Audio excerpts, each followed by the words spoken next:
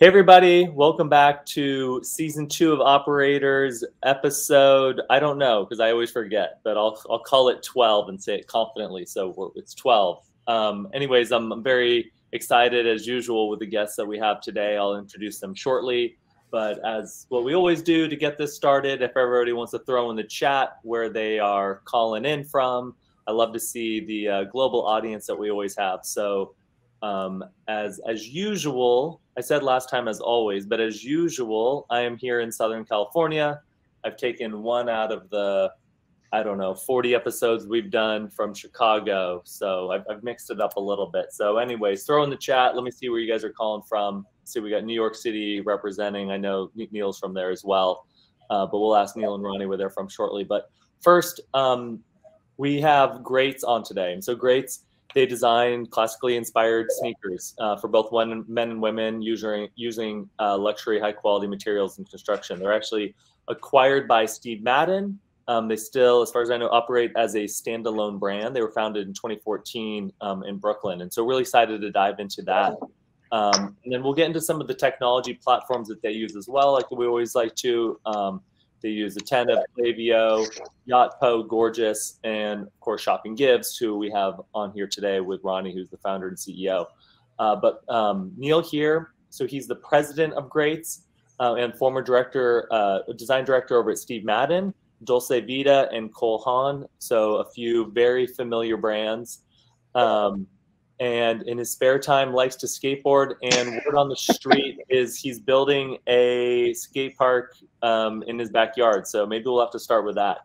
And then we also have a friend of mine and a partner of ShipBob's with Ronny Sage, the CEO and founder of ShoppingGives, a global giving platform for e-commerce brands. I just love what Ronny's really creating, a new category out there. And the work that they've done, and given, he can give me the exact number, but millions, tens of millions to charities around the world. It's so timely for where we are today, and how they just integrate so seamlessly with platforms. So excited to dive into that, and why Neil found it important to bring ShoppingGives into their side of the business as well. So Neil, first question, let's get into the what everybody's here for. Are you really building a skate park in your backyard? I had to laugh when you actually said that. So maybe not a skate park, that's a little bit ambitious, but building some things to skate at home on. It may be a mini ramp, it may be a cement quarter pipe. There's a couple things in process. All right, there we go. Naturally, the things you would want to build in your backyard. So and you are in New York, correct? Correct. So I split my time between the city and upstate. So the house where I would be building the skate park is in upstate near Rhinebeck, okay. not in the city. That clarifies it. I was like, he's building a skate park of some sort in his backyard in the city. Okay, that's I've got to see this firsthand. Yeah, that would be ambitious. No. So plus I'd need. Yeah. So tell me, like, how did you get to GREATS? So, I mean, my journey to GREATS, it was, how did I get here? I guess I was connected through Steve. So when Steve Madden acquired GREATS, we had some preliminary conversations around acquiring GREATS before it happened. And sort of, I had some input and sort of how I saw it from a brand and direction and strategy perspective.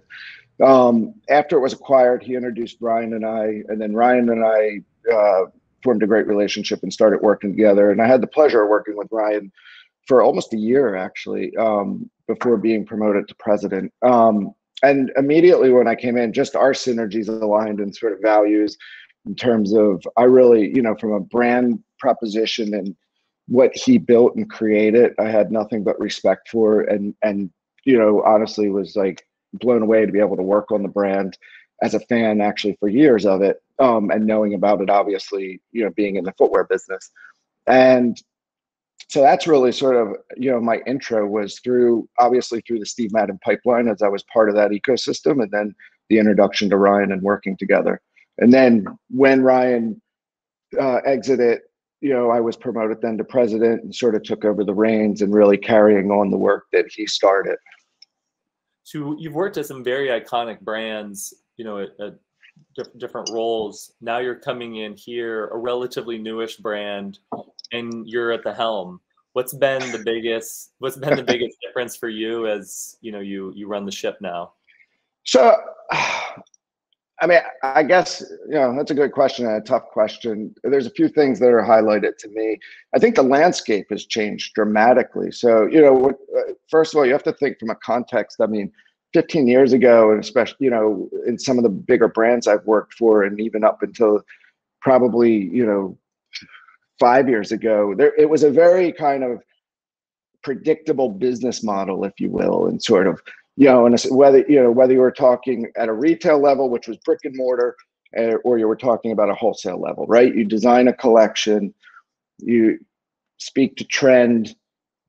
There's 4 collections a year. You go to market, you show the collection, the buyers buy the collection, etc.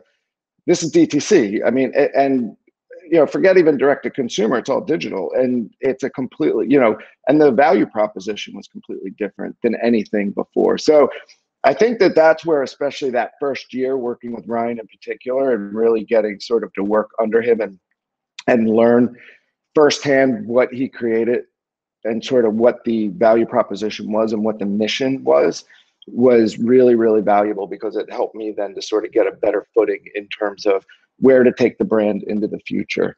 The other piece, you said the value prop was different. You mean the value prop of GREATS, or the value prop when you're selling direct to consumer? What do you mean by that? I think with GREATS, when I mean value proposition is different. As a direct to consumer brand, the brand starts as that, it's about providing the best quality product that you possibly can at a great value for the customer and making it accessible. I mean, that's where the brand started. And then in traditional retail, that's not necessarily the value. I mean, obviously everybody does that. That's what they're trying to accomplish. But I think within direct to consumer, it's so much more important, because you just have this opportunity and this lever to pull to be able to really give this amazing product. And let's come back to GREATS in a sec, but from the brands you worked with prior, was it usually, or was it always through the more, traditional means, like you mentioned, brick and mortar and wholesale, or did you view any of them as being ahead of the curve from direct to consumer or the online sales part of it?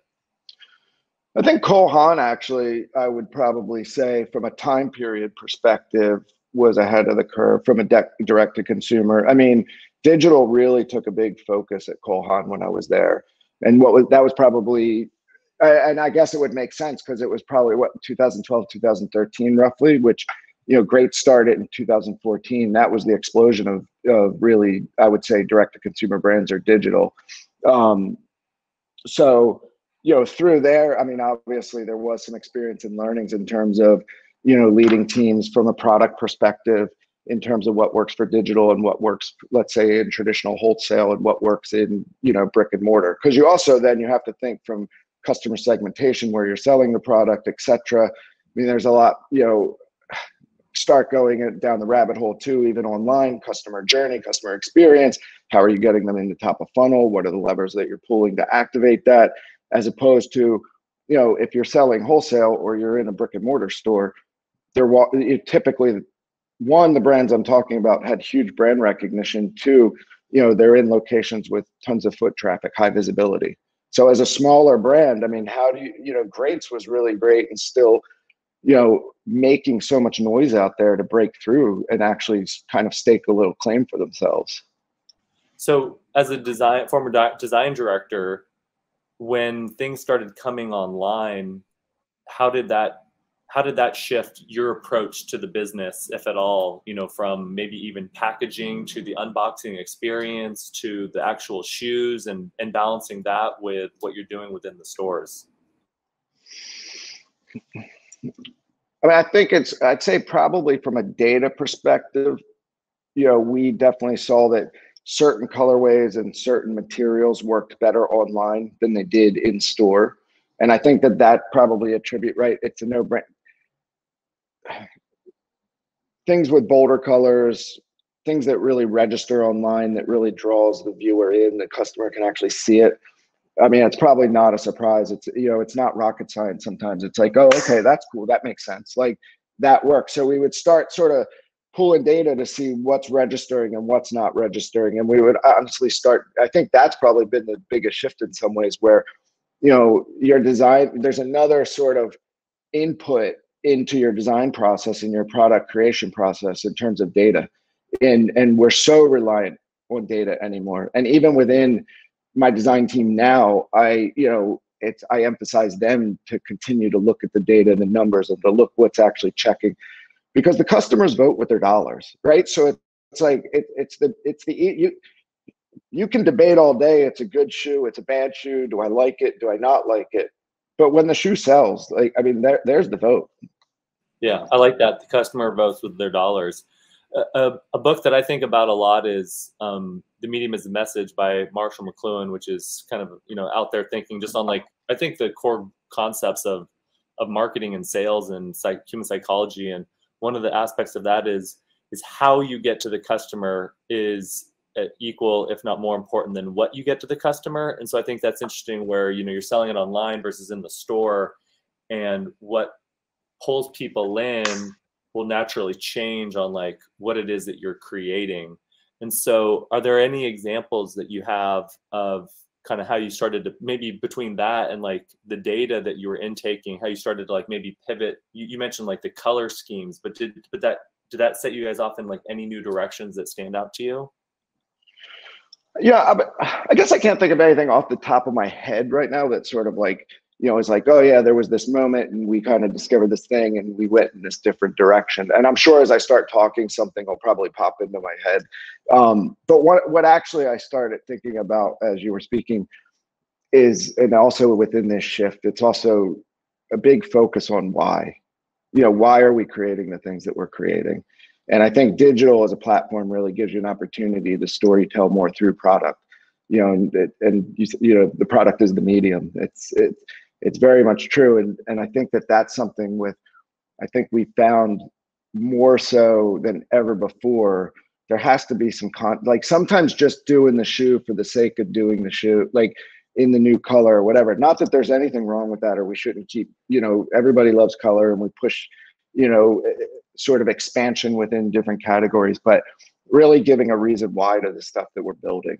And, you know, and also thinking about as that product creation is taking place. And I know for myself, especially in my current role, you know, being responsible for all areas of the business, where I'm really focusing too a lot on what is the messaging, and from a strategy perspective, and tactfully, how are we actually executing on that from product proposition, marketing proposition, and just messaging in general.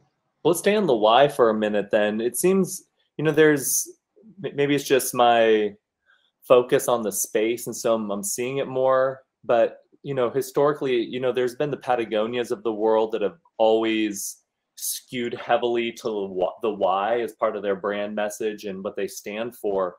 But do you think it's like the zeitgeist of the times, or the ability to tell the why in a clearer and easier manner online? Like, it seems like the why has been front and center so much more in recent years than in the past. I think it's a combination of probably the two. And it goes back a little, I guess, what I was trying to express about, you know, the value proposition has changed a little bit from, you know, where it's a little different online versus traditional, where I think online or digital, we're sort of always searching for that why. And it's just, I think digital creates a platform for us to really be able to express that in a clearer way, as you pointed out. In addition, I think that, you know, you mentioned in terms of, you know, what's going on, current affairs, you know, I do think that just from a, I don't know, call it a humanity perspective, people are looking for a little bit more of a why. Why am I going to, there's so much out there. Why am I going to spend my money with you? Because they have so many options. Casey, you mind if I chime in here? Oh, please, go for it. I've been listening, you know, intensely to Neil, and what's interesting is the shift in that paradigm between what's happened with COVID and what was prioritized with all retailers with COVID is Obviously, we saw this massive rush. We all know the stats of how much e-commerce grew. And that made us be really cognizant and pause in that slowing down moment. And what we saw, and I think you're alluding to this, Neil, is people are buying from people behind the brand now more than ever. We are taking the time because we have time now, or we had time, and then now everything else gets caught up in our home and work-life balance becomes blended and not a real thing anymore. But in any case, we had the time during COVID, and we are looking for the stories, and we're looking at the people, and we're self-checking and saying, this is a moment. When you look at COVID and then George Floyd's racial injustice and all the things that are happening in this world, there's never a shortage of things, but these moments take us a pause, and we're always trying to do better and be better from our baseline, right? The last best was our baseline for the future best. And that why is centered around who are people buying from. Neil is the person. Neil is the brand. Your employees are the brand. They are your frontline influencers. That was who your people were experiencing, your customers are experiencing when they would go into the store, and that humanity of having that experience, those textiles, seeing and feeling it. And they're having to replenish that with other emotions and other aspects within their customer journey now, which is now when they're getting to your site, they're doing deeper research. They're looking at the brand. They're clicking off. If you look at the attribution flow of them now, you're seeing them go through the brand story, go into their Instagram, start following people who follow them, clicking on other random posts, going deep into why they exist. And so when you center that around, I'm going to kind of build a thesis here for anybody listening, is when we talk about this at ShoppingGives, is around your team, your community, your customer, and your product. And historically, I had Ryan speak at one of our impact breakfasts a few years ago, and GREATS has always been an innovator around sustainability. They were one of the first to do a recycled shoe, and that crushed it. The Royal Knit Recycle, still remember it, still have a pair, beat to crap, and you guys led the way in quality, recycled footwear, and you've seen this massive trend, of course, now Adidas and everybody else has their own version of this. But you were able to experience that, and you have led that product, that last piece there. And many people do. Casey, that's where you come in. When we talk about products, it's about that supply chain. It's about being cognizant of who you're working with to manufacture your products, how those products are getting into the hands of the consumer. What is the cost on the environment? What is the cost on resources? What is the cost on everything else that's happening in that process? What happened with COVID, and I'll point to COVID, but I'll say 2020, was the reset, the great e-commerce reset of being mindful and cognizant of those three other pillars of our people first. Because without our people, that was the number one that happened. Our people run our organization. Without our people are our business. Without our people healthy, without our people happy, we don't have a business. So we looked at our people first and aligned with their needs. And as a waterfall of that became, how are we supporting our communities, which is where you see the massive rush of impact, right? I have a stat, just don't want to call it wrong, but we saw, I want to pull this up. I pulled this up. So compared to Q1 2020, ShoppingGives saw a 203% increase in merchants giving back to health and related causes around the COVID pandemic. 203% increase. And giving increased 3x quarter over quarter. So that was the community lever. So you're seeing that full coverage. Now that bringing that back to the why is that product first, but then that reset happened, and now we're focusing on our people, community, and customer because we have the time, and we're now having to be cognizant of that. Yeah, I love that. And where it's, I think of when I was a child, we'd go to Foot Locker or Nordstrom to buy shoes, let's say. So you're just limited to what's there. There's no story behind it. You don't understand. You're just picking out whatever you like best or whatever they have in your size, or even more narrow. There was like a Nike town by our house, and so you'd buy Nike, and you just had more selections. Or choices. And now there's so much optionality. And so people were able to consume the why faster. And it was really what's going to set you apart from this shoe versus that shoe. And then as Ronny mentioned with COVID and people, I think, spending more time to be thoughtful of the brands they're buying from. And having a little bit more time. And I think that's where the brands also had more time. I know even us, we're a fulfillment platform. Like you wouldn't think of like, hey, there's a face to this, but we definitely focus so hard on like talking more with our customers and not letting that ever stop. And so that's been huge. And so again, back to the why, and then I want to bring in some of what Ronnie's done on the ShoppingGives side. So I know with you, Neil, when you go to purchase something from GREATS and you go to check out, you allow people to donate to support the GREATS Impact Fund. And so let's start with what is the GREATS Impact Fund, and then I'd love to hear, you know, how you guys came to launch it and integrate it with your website. But again, let's start with what is the fund. So the fund is a fund that we created in partnership with Ronny and ShoppingGives. It's giving back, obviously, to causes that we believe in, and we've focused on Parlay for the Ocean, Sea Shepherd, One Tree Planted, and Uprose. And obviously, it's environmentally focused, as that's been such a big initiative for us within the brand. As Ronny mentioned, the Royal Knit sneaker that was, you know, first out there in the marketplace, that uses 7 recycled water bottles just in the upper alone.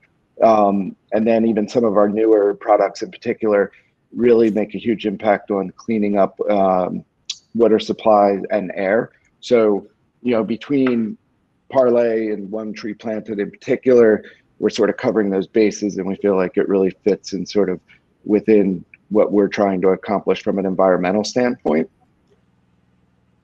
I love that. And so did you go out and you were like, hey, these are some charities or nonprofits or organizations that we want to back, and then connect with Ronny? Did Ronny and the ShoppingGives team have them, you know, under their purview? How did that work? So, you know, I'll be honest, I don't know that I totally remember how, you know, was it which came first. One of the things with Ronny and his team in particular, Savannah is also fantastic. You know, there's just this great synergy and alignment between, you know, if I can say ShoppingGives is a brand, but between the two brands or the two companies, if you will. And it was a fluid conversation. I mean, I think through the integration process, and, you know, I remember being on a call with Ronny and him jumping in, and I want to almost give, I think, him the credit. And I feel like he came up even with the name Social Impact Fund. So, and I have no you know, I just think it's just a testament to sort of what they do and as a partner in how we work together to get to the point that we're at today. And we've seen, you know, just for us, for the brand and sort of how we, you know, leverage it and use ShoppingGives, I think it's fantastic. We have the flexibility to sort of pivot and toggle. If there was something else we want to feature, we're able to feature, let's say for a month, something else, and we can, you know, come back to the impact fund. But that's our core. That's where sort of the value lies in the core. Yeah. And so from that conversation, if my memory serves right, you know, we typically have a discovery conversation during the onboarding process. We knew, so the relationship was from Steve Madden and the larger partnership that we have with Steve Madden. And they said, this is very aligned with all of our brands. Let's gut check this and go to each individual. And so Neil, we had that conversation and we aligned that there was a fit throughout the organization. And during that onboarding, it was really a lot. We talked about those 4 key pillars, and it was, what does GREATS stand for? Going back to the roots of where you exist and the environment and the why behind the entire campaign and thought process. So having that key pillar and establishing that definitely helps elevate the conversation, because if things happen in this world, which they do, you are rooted as an organization. That's the why behind what, you know, who you are and talking about the people.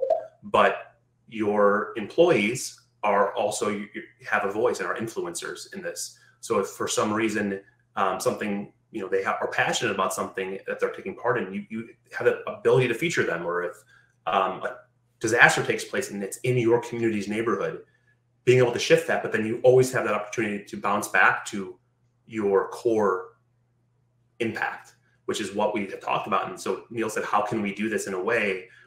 Here's what we care about. We care about all these things. What can we do to make sure that there's impact always going back to this group of them at all times, but still give that choice, because we know that our customer is actually an individual and we care about the individuality of that, of, you know, them. And we want to be able to reach those customers in a more authentic and meaningful way, and be able to talk to them about what's important to them. And, you know, whoever, there was I forgot the comment you made or quote you made, or somebody on your team was talking about the non-binary aspect of GREATS and how everyone fits into these. And there's so many individuals who have their own story who wear these shoes, and it can look and feel different on every individual. Like one pair of shoes can take on such a different life and personality of different people who wear that shoe. And it's the people, you know, shoes exist, but the people behind who are in those shoes and fill those shoes and walk in those shoes every day. And so, you know, that was a very meaningful conversation. So that decision to actually leave on the ability for the customer to support their cause came from that concept of individuality and being able to support what's important to them. And so we see, you know, I'm not going to overshare here, but we see incredible usage of people who are supporting causes that are relevant and important to them, but still having that fallback where, you know, a majority of this impact is going to what's important to GREATS and what they've committed to. And so that's where we create that GREATS Impact Fund. I love that. I like how you're giving the optionality there, which goes back to what we talked about with, you know, there's so many different people buying from these sites. They can look everywhere, and then to be able to, you know, not just support something that's meaningful to them, but be very selective of that. And so we're starting to get some questions specifically about ShoppingGives. So I want to jump into that in a second. But first, Ronny, I remember the first time you shared with me, I think it was over a dinner in Chicago, of, you know, what is like the why behind you starting ShoppingGives, you know, just really resonated with me, and I've been a huge fan ever since. So if you could just share with the audience, you know, why did you start ShoppingGives, and maybe give a quick a sentence or two on what ShoppingGives is, better than, you know, what I did when I kicked this thing off. Yeah, so we're a social impact commerce platform. Our core belief is that every, you know, action should have impact, and that no matter who you are or what you're doing, that there's an opportunity to, as you said, vote with your wallet and make what you're doing, that transaction, meaningful. So we are empowering the giving economy. Every brand that we have joined as part of that giving economy, we have thousands and thousands of partners now, you know, that are giving back to tens of thousands of causes. We have the opportunity to enable any retailer to give back of any size to any 501c3 nonprofit that's in good standing with the IRS. We are looking at democratizing social impact, truly. So historically, I'm going to go on a little bit of a rant here. Give me 1 minute to just talk about this, but the 3 key pillars of what we do here. I'm going to put myself on the soapbox for a second, but this is important because holiday is coming up. Everyone's focusing on this. We're predicting that impact grows 40–50% year over year of how much people are participating in this. And there's a mass amount of regulation in this space. And you're exposing yourself, you're exposing the nonprofit unknowingly. And now there are even more regulation and eyes on this. I'm happy to actually share our compliance page that we just released, because we have so many questions on this after this conversation.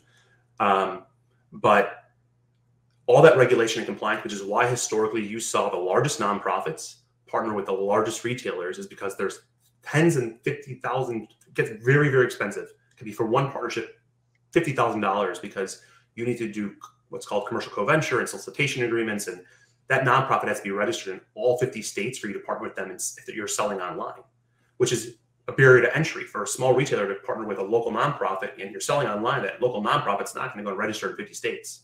So there's all these barriers to entry. And so we democratize impact. We rebuilt what I'm sure many people know what Amazon Smile is, but that was my early thesis. We rebuilt it and said, why can they only do it? Let's enable everybody else to do it. And since 2018, when we launched, you know, we've evolved this model to be much more aligned with those 4 key pillars. So our regulation compliance, 2 is that native integrated approach, driving, if we always say stronger bottom line, more impact, you know, doing good and doing well. If we enable brands to make more money, we enable brands to give back more.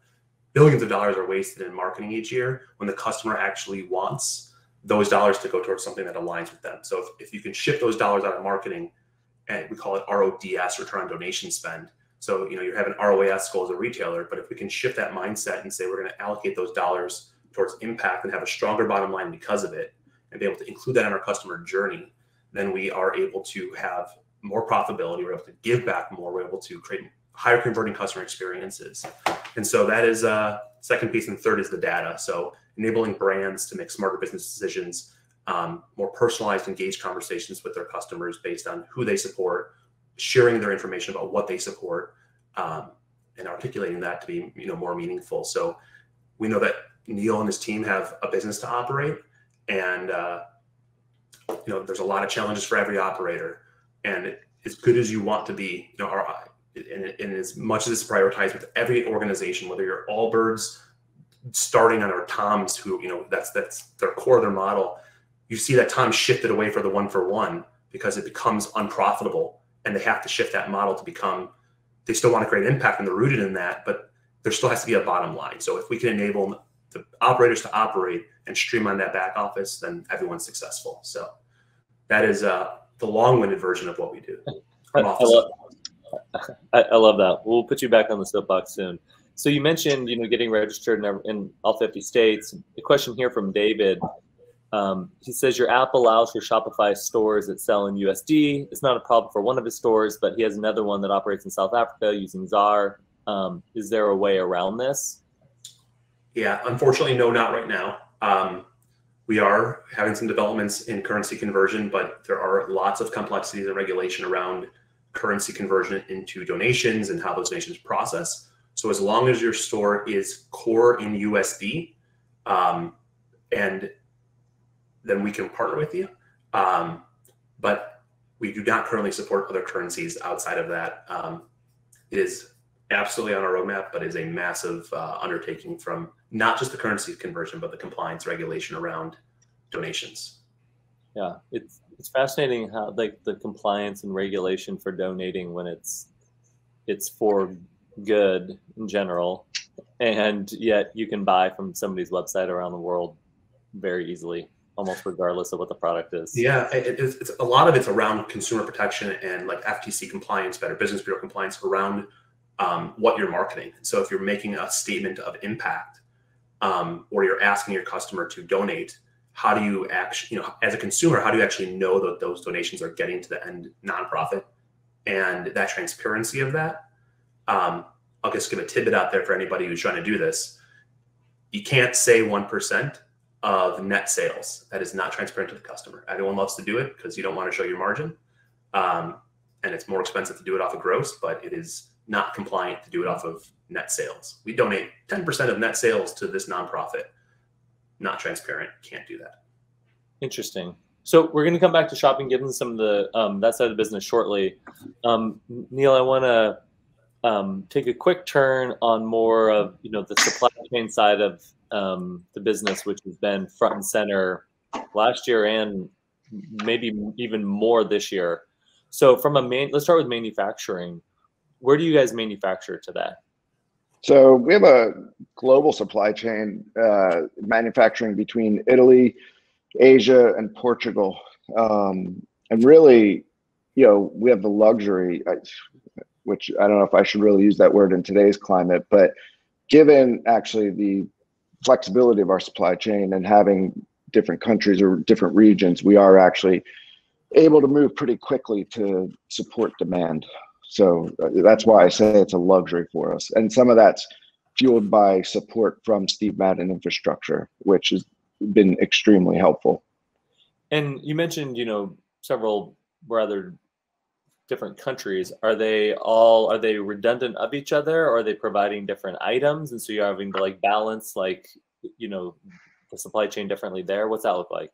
So great question. And one of my favorites to answer actually is I personally, from a supply chain perspective and country of origin conversation, if you will, it's just I don't even know why we still have the conversation about country of origin to a certain extent.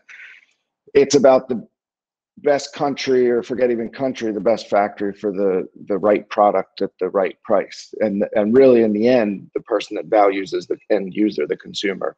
And so it's about looking for those partners that share our same values and align with us from a company perspective and are able to deliver on that value proposition. And, that said, they're mostly differentiated, and they have specific drivers in terms of why we actually use a specific factory in a specific country.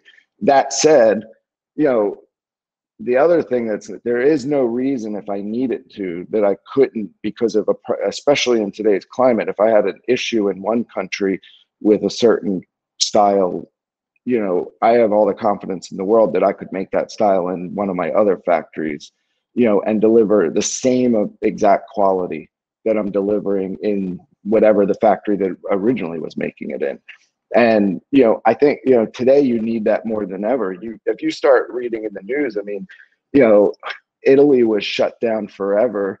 And, you know, during COVID, we couldn't get shoes out of Italy. I mean, we still make shoes in Italy, but it's just like, it become extremely painful. So we actually shifted to Portugal, and we were able to fill demand with Portugal because they weren't impacted as greatly with COVID as Italy was. And so, you know, to me, to have, you know, when I say luxury, to like be able to be that flexible and nimble in today's retail climate, super, super important. You know, Asia, leaders light years away from anyone else in sustainability and best practices and technology. You know, we were working with the founder of Bloom to use Bloom algae in our outsoles and our footbeds. Was having a terrible time trying to get that done in Italy. It just, you know, and so, you know, we did a lot of that, and a lot of the product that we made around using Bloom, we did in Asia, and they were totally open and receptive in trying to actually partner and work together to make that happen. And so it really, you know, again, that's why I guess I'm up on my soapbox now, because it's something it's as a product person, and my background being predominantly or primarily in product, it's like, you know, I get very passionate about it because I've worked in so many different countries, and they all have their value in the supply chain, and it's just how do you utilize them? Yeah, well, I'm glad you called that out too, because I think there are definitely misconceptions about different countries and their practices or best practices, and then who's really leading the charge. And the reason I ask primarily is just with navigating from raw materials to actually ships available, to the time it takes, to the costs. Like, they've just been off the charts regardless of where you're shipping from. But, you know, they can vary greatly in a couple of weeks, or, you know, a month or two can completely change what you guys can even sell on your site. And so it's, you know, just curious on how you've been able to navigate that, especially with a product like you where you have so many SKUs. Right. And so that, you know, again, it goes back to supply chain. And I mean, you know, Asia's had huge disruptions in supply chain, which, you know, I always sort of touted Asia as like one of the beauties with Asia is the speed factor. I mean, they're, you know, just beyond, you know, anyone else. But, you know, that doesn't hold true today. I actually go back, you know, again, I'm sort of right now I'm like very bullish on Portugal. I almost shouldn't even say that. I don't want people rushing into Portugal, but it's like, you know, again, from a speed perspective, they've just been way faster than anybody else. And speed is important because it's, especially on the digital landscape, everything is moving so quickly. And it's just, you know, people want that instant gratification. They want it as quickly as they can get it. And we do our best. We're not perfect. I mean, there's a lot of factors outside of our control. I'm sure you're probably experiencing this, you know, within fulfillment, and it's challenging. And you know, you try to do the best that you can and be as transparent as you can with delays and whatever's coming your way. Yeah, I'm personally a huge fan of Portugal, at least from a traveler's perspective, and interesting to hear them as a, you know, manufacturing partner. You know, they're the most westerly country in Europe, and so close to New York, and, you know, some of the ports on the East Coast. So that's pretty interesting, and we'll you know, keep an eye on, you know, how they evolve as a country from that perspective as well. Let's talk about some of the things on the marketing side. And again, I know your vantage point's a bit different. You're the president, you know, of a large company that is part of Steve Madden, which is obviously an even larger brand. But you know, how's the marketing evolved over, you know, the last year or so, and maybe what's the biggest focus today? So I think it's been a natural evolution, if you will. I mean, I think one of the things for me that's really important from a brand perspective is holding on to that core in terms of, you know, we have an amazing returning customer who loves the brand and the product and engages with us. You know, you talked about community, and it's sort of, to me, it's from a community perspective. How are we messaging? How are we talking about it? And so it's been a natural progression in terms of, from a product perspective, messaging perspective, as things now. I'd say that one of the things that we've definitely driven and kind of further into that's been really important, and something that's really important to me, is the sustainability piece and the messaging around sustainability and responsibility. That's probably been, you know, that layer has always been there, as Ronny pointed out, you know, the launching of the Royal Knit, but then, you know, I've really driven into that messaging, or making that a key initiative. And that's not, and you know, the truth is that even goes all the way to the top at Steve Madden. It's a big initiative, you know, for Steve Madden as a company as well.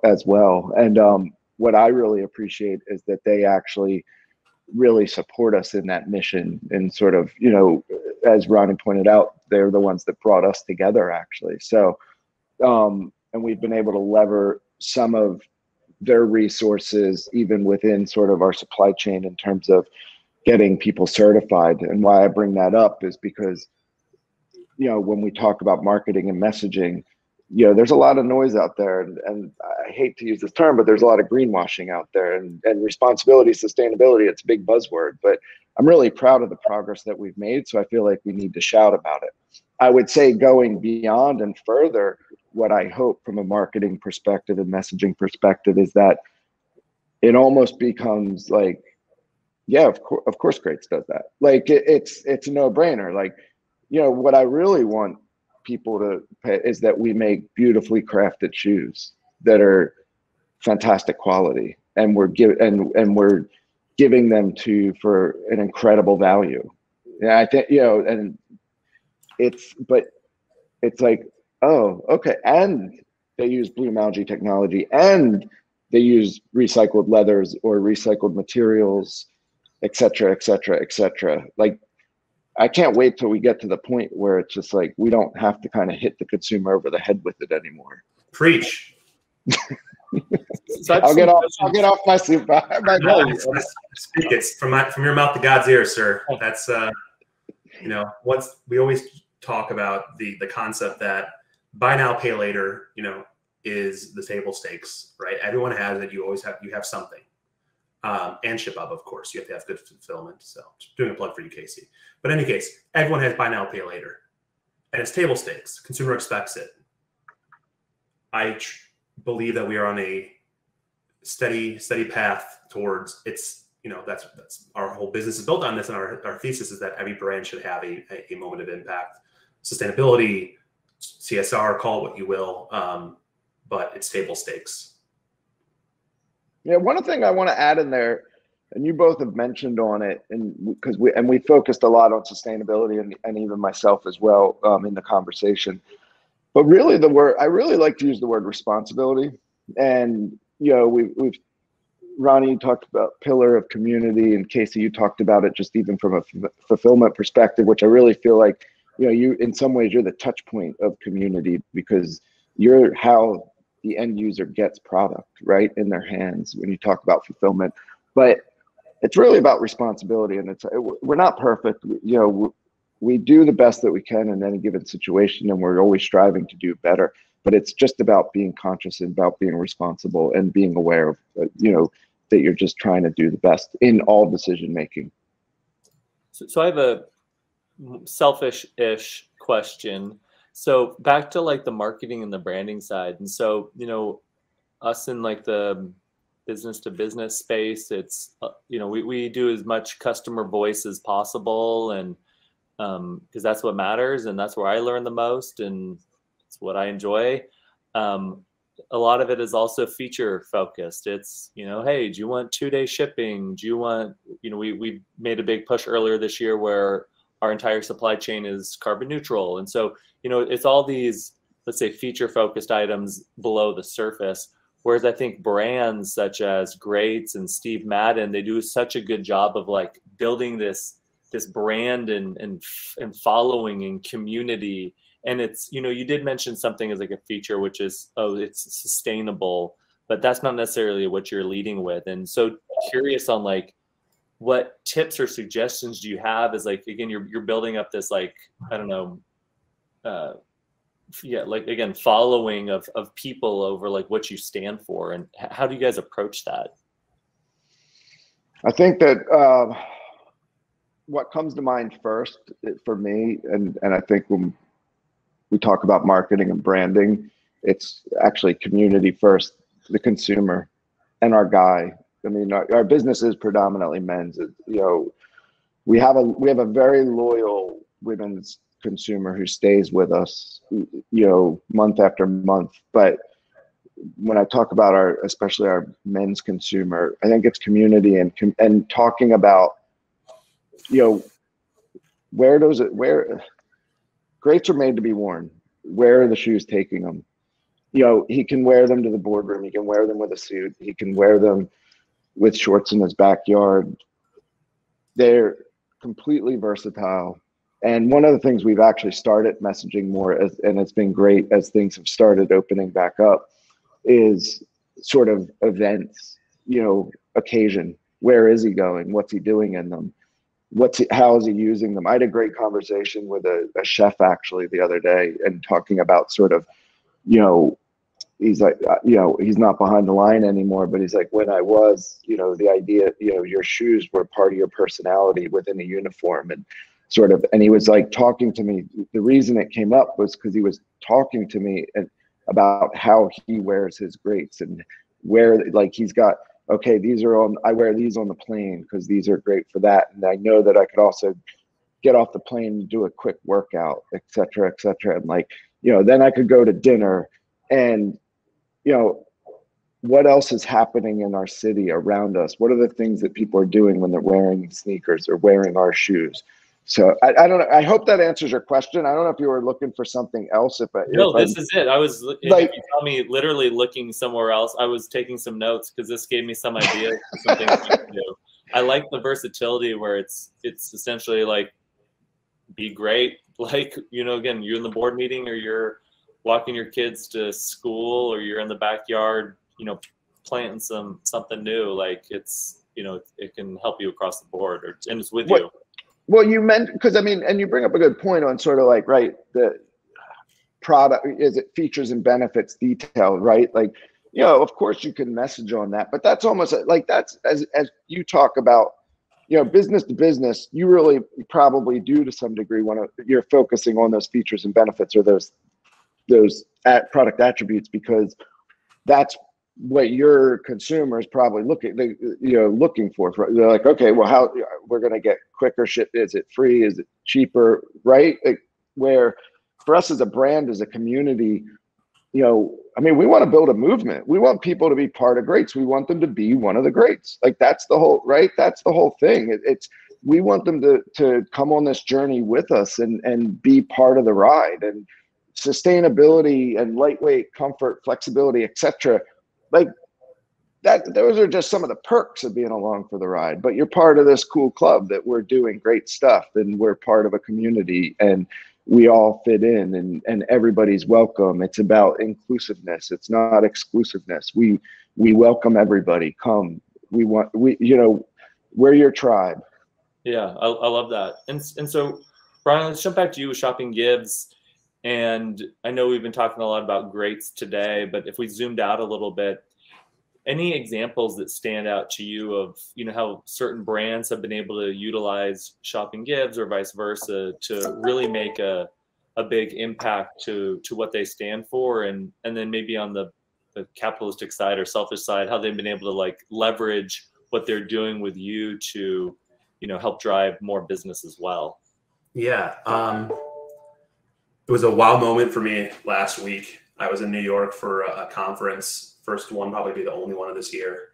And we were in an Uber, and I'm driving, and we stopped the Uber because I looked to the right, and Kenneth Cole has an entire storefront, like an empty storefront, so they bought out the front of, and they had our impact messaging with them across the entire half block. And I had no idea for this. And it was like the most humbling, crazy experience. But Kenneth Cole, you know, their level of dedication. I hope you took some pictures. I did, of course. I have some videos and pictures. Go on our Instagram. We have them posted, but it's just a cool moment. But like they, you know, really, I'll say very similar to Steve Madden. You know, talking with Greg is one of my favorite people, who's the head of CSR at. I love Greg. He's amazing. Good people, man. I mean, just good people. Embodies impact and the prioritization of just people and how we incorporate in business. And so, in any case, I'm divulged. Kenneth Cole, their level of dedication to impact. If you go onto their site and see the, you know, look good, feel good movement, and their commitment to mental health, and Kenneth's approach of mental health throughout, and leveraging that concept of like, it was super authentic because he always talked about it, and he started the Mental Health Coalition, but then it became so much more relevant in COVID of mental health and all the challenges that came with it, and so they really leaned into it, and have just created life-changing impact for so many people, and funded so much needed mental health initiatives in the last few years. It's been wild. And then their activation is just incredible, like what they see as a result. You know, so on year 2 with them. But I'll give you some selfish sound bites here. Let's see. We saw, I have my list of them. 18% in average order value increase on orders with donations, and a 21% increase quarter over quarter, from 103 in Q3 to 124 in Q4 of 2020. And all of 2020, we saw a blended 12% average order value increase of when merchants were donating versus non-donors. That's a lot. It is a lot. And, you know, some recent cool ones, Notori Clothing, we just published this case study, but I had to go back and have them fact check this because it was very large improvement. We just published this case study on our website, but I'm going to have it ready. Put me on the spot here. 136% increase in ROAS on paid advertising when they included impact messaging versus non-impact messaging. That's crazy. I mean, especially with all the changes with Apple and Facebook. I mean, people need every advantage they can get. Yeah, I'm going to chat everybody this case study here. It is incredible. They're an impactful brand, legacy brand, incredible story, and it shows their ads that they ran. Wild conversion rate and click-through rate. I was like, is this real? We went into the raw data and looked at it. And so including this into the customer journey and messaging is massive value add. And you know, customers will dig in and learn more. It may be not direct response attribution right up front, but if you can track and see where that customer is continuing to learn more, it'll bring them in. You're going to seek out the people with more value alignment, and then you'll make them stickier because they recognize that. That's great. And I know you've been working with Notori for a long time now, and to see them continuously find improvements with it, that's awesome. And then just even going through the experience with GREATS, and you know, there's so much. Like a concern of mine from a tech perspective is through the product listing pages or the checkout experience. It's like driving down Vegas with like billboards left and right. It's buy now, pay later. It's donate to this. It's the carbon neutral stuff. It's insane. And you're like, I'm just trying to buy some shoes. But you know, to see you guys kind of blend in the background and just allow people just to still have that seamless experience on the checkout. I love to see it. Yeah, I mean, wherever they want to be, you know, we have the PDP. Sakara Life, another partner of ours, tested that placement on a PDP and saw a 5.7% increase in conversion rate when putting it above the add to cart versus below. So if you go to their site, you'll see it above the add to cart now, because different conversation with the VP of e-commerce versus the VP of marketing. VP of e-commerce is going to focus on KPIs and leading indicators, and the marketing person is going to talk about the communications, brand, retention, customer value, you know, all the other CLTV. And so, you know, I'm willing to put it up to, you know, we don't say A/B test us blanket across the site because that's whitewashing, But if you want to test placements throughout the site and where it lives and how it's reading and colors and content, absolutely.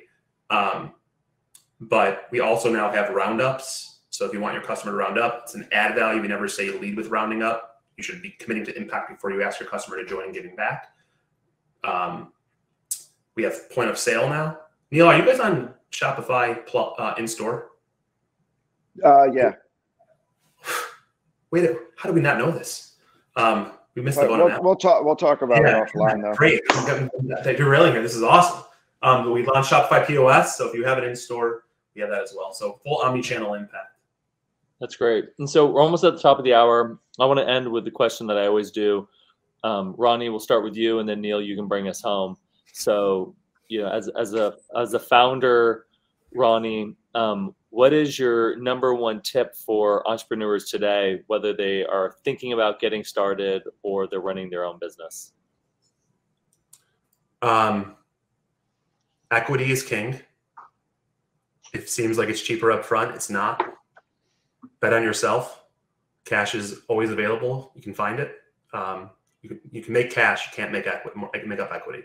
And find a mentor. Find somebody around you that you can latch onto that believes in your vision. You know, that having that shepherd and somebody who you can call on. It's a painful and lonely road, and somebody who's been there is invaluable. I love that, especially bet on yourself. Neil, what's your number one piece of advice for entrepreneurs today? Have a North Star. You need a guiding light. You got to believe in what you're doing, because there's a lot of noise out there. I think the genuinity, the hard work, the passion will come through if you've got that guiding light that sort of keeps you focused. I love that. Through all the noise and the ups and downs, yeah, having something to focus on. Well, Ronny, hold on. One last thing. Trust your gut. Trust your gut. I like that. Well, hey guys, I really appreciate you taking the time today. Everybody in the audience, you know, calling in from all over. I saw people from South Africa and Canada and a bunch of people in the States. So, you know, again, really appreciate everybody joining us here. We'll be back next week as always. If there's anybody you all want us to bring on, please let us know. But again, just really appreciate everybody jumping on here, and have a great rest of the week. Thank you.